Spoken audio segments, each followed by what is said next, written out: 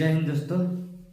जैसे कि आप लोगों को हम लेक्चर में बताए थे उसका डिफिनेशन जिसका बाइनोमियल थ्योरम कहते हैं, और बाइनोमियल थ्योरम को आप लोगों को कुछ हम बेसिक बताए थे।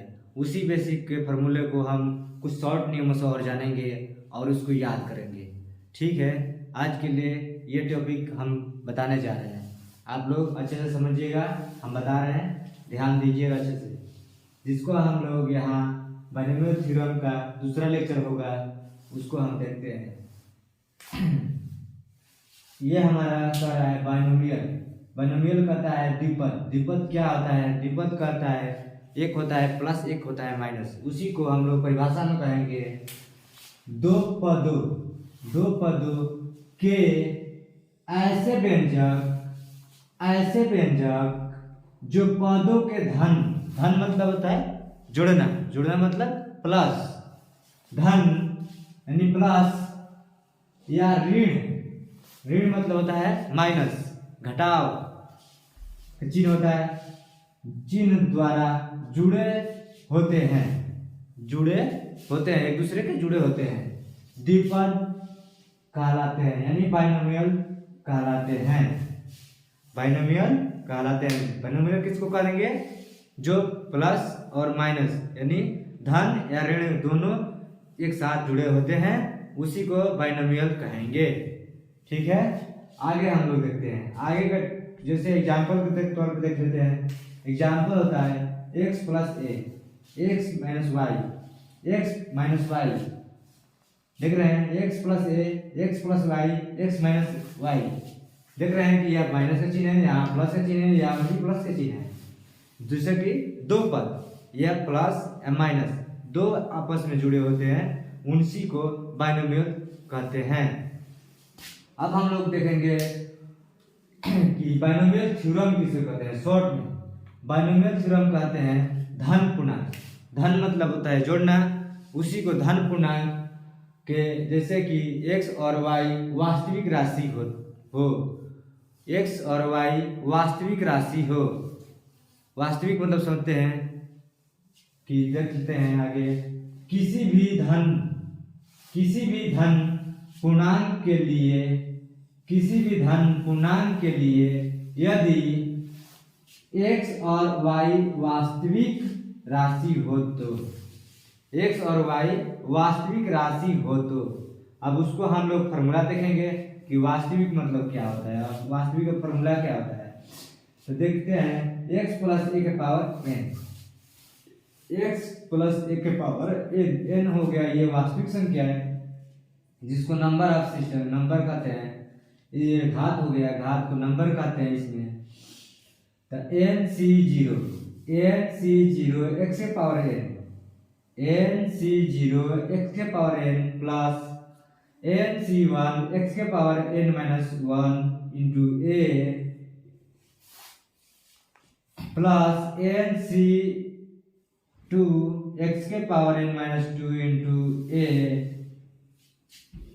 प्लस nc3 x के power n minus 3 into a plus dot plus ncr x के power n minus r a के power r plus dot plus ncn a के पावर n। यह हमारा फॉर्मूला होगा। किसका फॉर्मूला होगा? बाइनोमियल थ्योरम का। जब भी कहेगा कि द्विपद परिमेय ज्ञात करे या बाइनोमियल थ्योरम ज्ञात करे, तो बाइनोमियल थ्योरम का पहला फॉर्मूला यही है। इसी के फॉर्मूले के बेस पे आप लोग लेके चलेंगे और आपको क्वेश्चन प्रोवाइड भी करा देंगे, इसी पे बनाएंगे भी। आप लोग बने रहिएगा।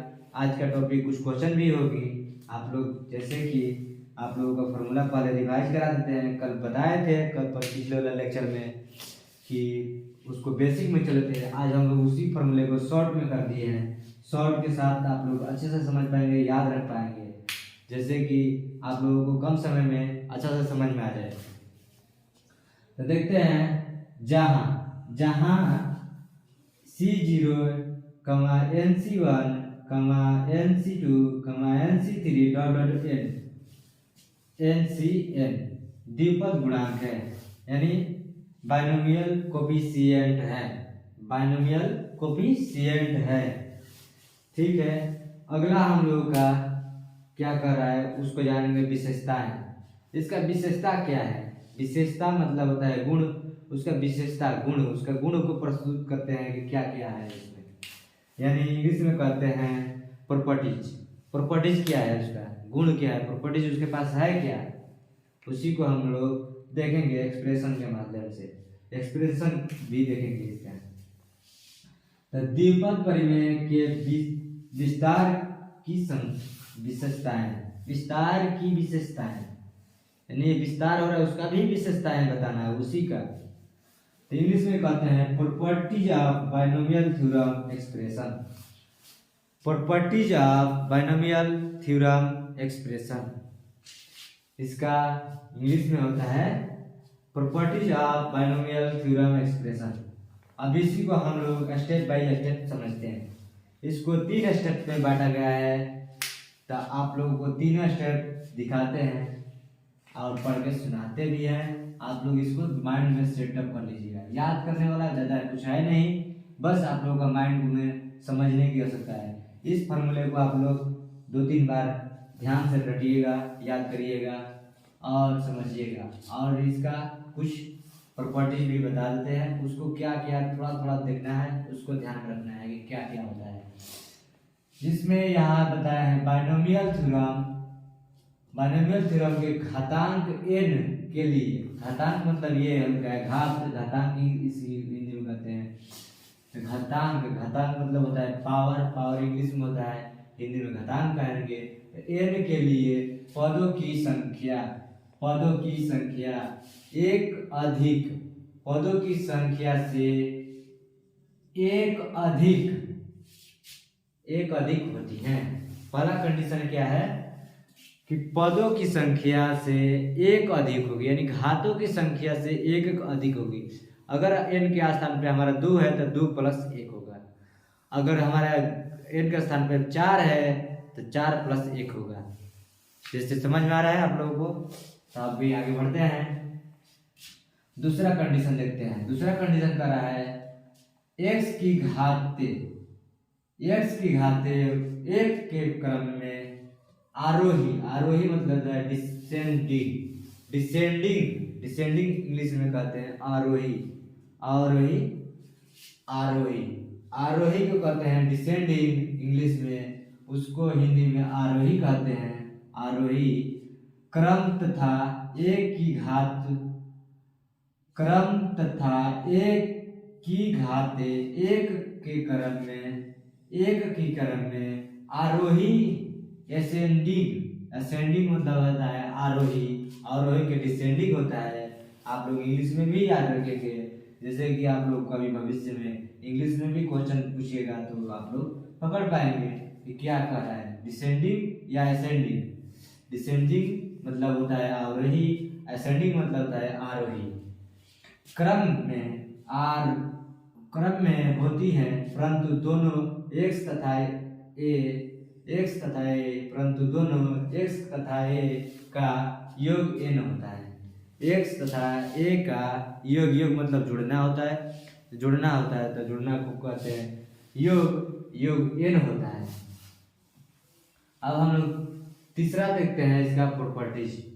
तीसरा क्या कर रहा है? तीसरा कर रहा है पद के द्विपद गुणांक, पद के द्विपद गुणांक, द्विपद गुणांक जिसको हम लोग कहते हैं बाइनोमियल कोफिशिएंट। इंग्लिश में क्या कहते हैं? Binomial coefficient. आप लोग समझते रहे, जैसे कि आप लोग को अच्छे से समझ में आ जाए, क्वेश्चन करने में नो प्रॉब्लम आए, कोई प्रॉब्लम ना आए। बाइनोमियल कोफिशिएंट का मान प्रारंभ तथा अंत से सम दूरी पर बराबर रहता है। सम मतलब होता है 2, 4, 6, 8, 10, ये सम संख्या होती है। विषम संख्या आप लोग को पढ़ाया गया है, आप लोग प्ले लिस्ट में जाकर चेक करते हैं, कर सकते हैं कि सम संख्या किसको कहते हैं, विषम संख्या किसको कहते हैं, अभाज्य संख्या किसको कहते हैं, भाज्य संख्या किसको कहते हैं। इस सब वीडियो में प्रोवाइड करा गया है, आप लोग वीडियो में जाकर प्ले लिस्ट में सर्च कर सकते हैं। अब ये हमारा हुआ प्रॉपर्टी। प्रॉपर्टीज कितने प्रकार के, 3 टाइप का हम लोग देखे हैं। पहला हम लोग देखे हैं एक्स ये देखे हैं कि घात n के लिए एक संख्या एक अधिक होती है, संख्या से एक अधिक होती है, उसी को हम लोग n+1 के नाम से जाना जाता है। दूसरा हम पढ़े हैं x की घात एक के क्रम में आरोही डिसेंडिंग क्रम तथा s की घात एक के क्रम में आरोही यानी असेंडिंग क्रम में होता है, परंतु दोनों x तथा a का योग n होता है। किसका a तथा a का योग मतलब जोड़ना होता है, जोड़ना n होता है। पद के द्विपद गुणांक बाइनोमियल कोएफिशिएंट का प्रारंभ तथा अंत से सम दूरी पर बराबर रहता है, सम दूरी पर बराबर रहता है। अब हम लोग आगे को टॉपिक पढ़ते हैं जिसको हम लोग इम्पोर्टेंस फैक्ट्स कहेंगे। सम इम्पोर्टेंस फैक्ट, जिसको हम लोग हिंदी में कहेंगे कुछ असरणीय तथ्य, कुछ असरणीय तथ्य। इसको इंग्लिश में ही याद रखेंगे, जैसे कि डिफिकल्ट लग रहा है हिंदी याद रखने में, सम इम्पोर्टेंस फैक्ट्स याद रखिए। इसका कितना इफेक्ट्स हैं उसको हम लोग देखेंगे बारी बारी से। पहला फैक्ट्स ए नंबर है बाइनोमियल थ्योरम के लिए, बाइनोमियल थ्योरम के लिए व्यंजक पद, व्यंजक पद कौन सा आता है, x+a⁴n के प्रसार में व्यंजक पद होता है, x+a⁴n के प्रसार में व्यंजक पद ज्ञात होता है। उसी को व्यंजक पद कैसे ज्ञात करेंगे हम देखते हैं। इसका व्यंजक पद होगा ये आपका नोट करने लायक है, इसको याद रखेंगे। NCR x⁻n−r × a⁻r होता है। क्या होता है, NCR x⁻n−r a⁻r होता है, जिसको दूसरे लैंग्वेज में हम लोग याद रखने के लिए TR+1 बराबर होता है NCR x⁻n−r × a⁻r। समझ गए? तो अब हम लोग का ये पूरा नोट कर लीजिए, आप लोग स्क्रीनशॉट ले लीजिए। जैसे कि आप लोग को अच्छे से ढंग से समझ में आया होगा तो आप लोग को ये नोट कीजिए, और नहीं समझ में आया हो तो कुछ क्वेश्चन कम आप लोग टाइपिंग पे बता सकते हैं कि ये समझ में नहीं आया है, आप यहाँ समझा दीजिए दोबारा से, तो आप लोग को वीडियो में भी दोबारा से समझा देंगे। ठीक है, आप लोग नोट कीजिए। तब तक हम हट जाते हैं साइड।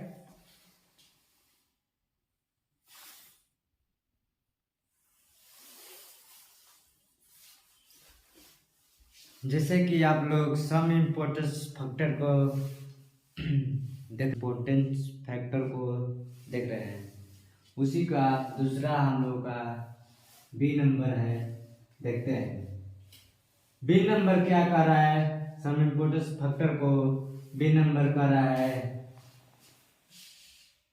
a+b⁴n, यानी a+b⁴n के प्रसार में मध्य पद मिडिल टर्म, मध्य पद को इंग्लिश में कहते हैं मिडिल टर्म, जिसका हम लोग केस 1 और केस 2 में भी बांटे हैं इसको, जिससे समझ में अच्छे से आ जाए। तो देखते हैं केस 1 क्या कर रहा है। केस 1 कर रहा है जब n सम पूर्णांक है, जब n यानी संख्या 1 2 3 4 5 जो होता है, इसमें जो संख्या आएगा वो सम पूर्णांक, सम मतलब बराबर और पूर्णांक मतलब घात, सम पूर्णांक है तो पदों की संख्या n+1 होगी, यानी सम संख्या रहेगा तो पदों की संख्या n+1 हो जाएगी, उसमें एक जुड़ जाएगी होगी, तो n-1 होगी तो एक विषम पूर्णांक है, n-1 होगी तो एक विषम पूर्णांक है, विषम पूर्णांक है।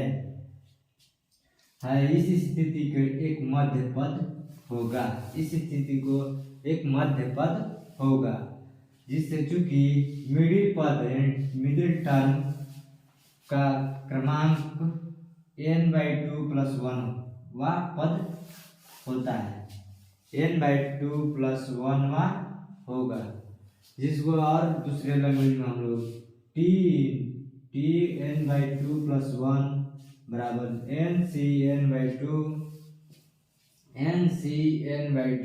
x के पावर n/2 a के पावर n/2 ये हमारा फॉर्मूला हुआ। इसी के बेस में हम लोग क्या ज्ञात करेंगे, मध्य पद प्रसार मध्य पद मिडिल टर्म की केस 1 कर रहा है, केस 1 कर रहा है। अब केस 2 में चलते हैं। केस 2 क्या कर रहा है, केस 2 ये कर रहा है, केस 2 स्थिति जब n एक विषम पूर्णांक है, जब n एक विषम पूर्णांक है तो पदों की संख्या n+1 जो एक सम राशि होगा। सम मतलब जुड़ना मतलब सम संख्या विषम संख्या भी आप लोगों को प्ले लिस्ट में पढ़ा चुके हैं, आप लोग पिछले वीडियो में जाकर देख सकते हैं। जिसको सम संख्या और विषम संख्या नहीं समझ में आ रहा होगा तो समझ में आ जाएगा सम संख्या क्या होता है, विषम संख्या क्या होता है। वो कंपटीशन लाइन में उसको बेसिक में ले गए हैं और आप लोग समझ सकते हैं आगे जाके प्ले लिस्ट में, ठीक है। सम संख्या होगा, देखते हैं इसका फॉर्मूला भी चलते हैं। x + a के पावर n कैसे कब सम संख्या होगा देखते हैं। x + a के पावर n के प्रसार में दो मध्य जिनका पद क्रमांक n+1/2 और n+3/2 होगा। इसको साफ से लिख देते हैं, थोड़ा टेढ़ा लिख देते हैं, होगा। अब इसको सॉल्व करते हैं तो t × n+1/2 बराबर होता है tn-1/2 + 1 बराबर होता है nCn-1/2 xn-1/2 an-1/2। ये हमारा टर्म है। टर्म से आगे बढ़ते हैं फिर tn+1/2 nCn-1/2 x power n+1/2 a के पावर n-1/2। और आगे बढ़ते हैं टर्म tn+3/2 प्लस बराबर tn-1/2 + 1 बराबर nCn+1 x के पावर n-1/2 a के पावर n+1/2। ये हमारा इस केस 2 हुआ। केस 2 आप लोगों को समझ में आया होगा। सम इम्पोर्टेंस फैक्टर का दो केस है। फर्स्ट केस ये है और सेकंड केस ये है। तो आप लोग इस दोनों केस को समझ के आप लोग को लिए हम आगे क्वेश्चन बताएंगे इसी पे, तो आप लोगों से और समझ में आएगा। देखते हैं आप सी, इसका केस नंबर सी क्या है। सी केस नंबर नहीं है ये, सी उसका क्या है। बी तो सम इम्पोर्टेंस फैक्टर था, सी क्या है। सी को समझते हैं क्या कर रहा है x + a के पावर n। क्या कर रहा है, x + a के पावर n के प्रसार में अंत से अंतिम संख्या जानते हैं जो इधर से होता है, दाहिना से बाएं तरफ, राइट से लेफ्ट की ओर चलता है, उसी को हम लोग अंतिम पद करते हैं। जैसे कि 2 4 6 8 10 में अंतिम पद कौन है, तो 10 होगा अंतिम पद। ऐसा ही इसमें भी वही अंक रखना है। तो अंत से r+1वां पद आदि से n+1 - r+1+1 आदि से n-r+1वां पद होगा। क्या होगा, 1वां पद होगा। इतना ही बेसिक शॉर्ट में थ्योरी हम दिए थे आप लोगों को, इतना ही थ्योरी आप लोग याद कीजिएगा। जो कल पढ़ाए थे उसमें सबसे अधिक आप लोगों को बताया गया था बेसिक, इसमें बहुत शॉर्ट्स में आप लोगों को समझा दिए गए। अब आज ही अभी क्वेश्चन 2 4 करते हैं, जो पूछा हुआ क्वेश्चन रहेगा आप लोगों का बीटीपी में पॉलिटेक्निक सेमेस्टर फर्स्ट में आप लोगों का पूछा हुआ क्वेश्चन हम लोग देखेंगे। तब तक के लिए आप लोग नोट कर लीजिए 4x बटा 5 माइनस 5 बटा 4x के पावर 10 के प्रसार में छठवां पद ज्ञात करें। छठवां पद ज्ञात करें। अब देखते हैं हल देखते हैं। फॉर्मूला क्या कर रहा है? फॉर्मूला कर रहा है T R plus one N C R X power N minus R A के पावर आर। ये आप लोगों को फॉर्मूला पहले से बताया गया है, आप लोग जाकर अभी नहीं देखेंगे तो पीछे करके बैक करके अभी देख लीजिएगा। इसी वीडियो में इसका फॉर्मूला दिया गया है। क्वेश्चन है 4x बटा 5 माइनस 5 बटा 4x है। जहां हम देखेंगे यहाँ x बराबर 4x बटा 5 a के पावर माइनस 5 बटा 4x, ये माइनस हो गया a स्थान, ये हो गया हमारा x स्थान।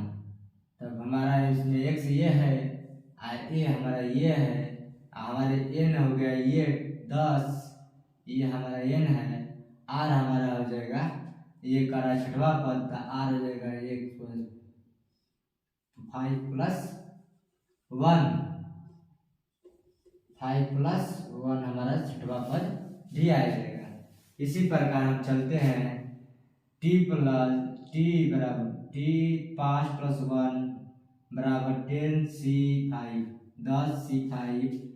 4x बटा 5 की पावर 10 माइनस 5 बटा 4x की पावर 5। इसी प्रकार हमारा t6 आ गया, t5 से 6 हो गया 10 c5 4x बटा 5 के पावर 5 माइनस 5 4x बटा 5। तो देखते हैं t6 बराबर होता है -256 यानी -256। ये हमारा राइट आंसर हुआ है इस क्वेश्चन का। ठीक है, आप लोग कैलकुलेशन कर लीजिएगा और हम लोग वीडियो नहीं बनाए, इसी को आप लोग समझ लीजिएगा। जैसे कि इसको हम बैठा दिए हैं, इसको हम यहाँ बैठा दिए ए का स्थान पे, ये वाला x का स्थान पे, ये वाला n का स्थान पे रख दिया, सेम टू सेम हो गया। आपके प्रोसेस करेंगे तो आ जाएगा हमारा 256। ठीक है, तब तक लिए हम देखते हैं अब दूसरा क्वेश्चन। दूसरा क्वेश्चन कहता है, क्या कहता है देखते हैं। सिद्ध करो कि 1 प्लस एक्स के पावर 2n, क्या करना है कि 1 प्लस एक्स के पावर 2n के प्रसार में मध्य पद 1 3 5 2n माइनस 1 बटा फैक्टोरियल n a के पावर n x के पावर n है। तो देखते हैं, आगे हल करते हैं। 1 प्लस एक्स के पावर 2n, 1 प्लस एक्स के पावर 2n x बराबर 1, हमारा कुछ फॉर्मूले के बेस पे चलेंगे। ठीक है, अब आगे बढ़ते हैं। यह 2n एक सम संख्या है, 2n जो है वो सम संख्या है। मध्य पद 2n/2 प्लस 1 का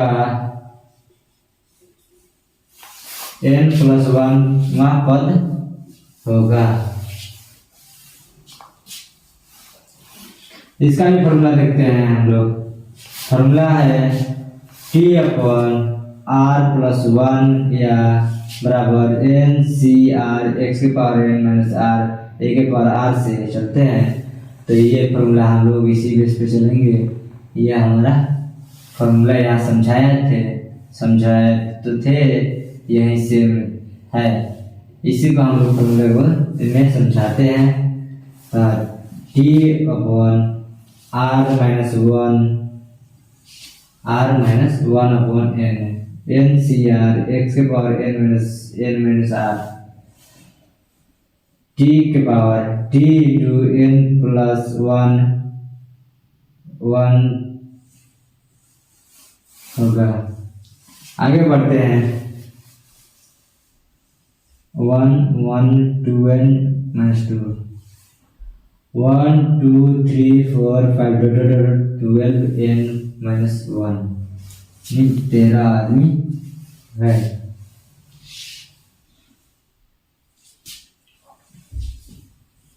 अब आगे करते हैं, इसको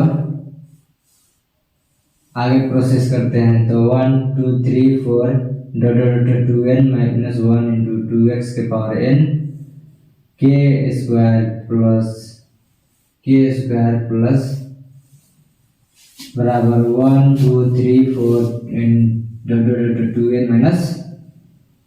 2n minus 1 into 4।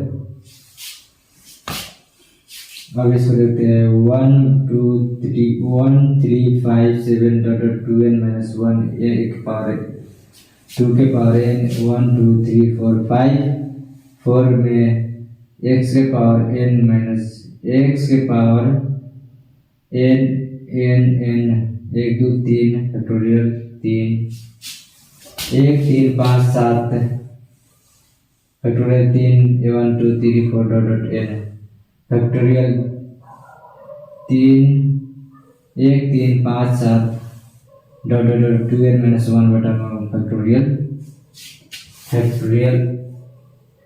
n a के पावर n x के पावर n।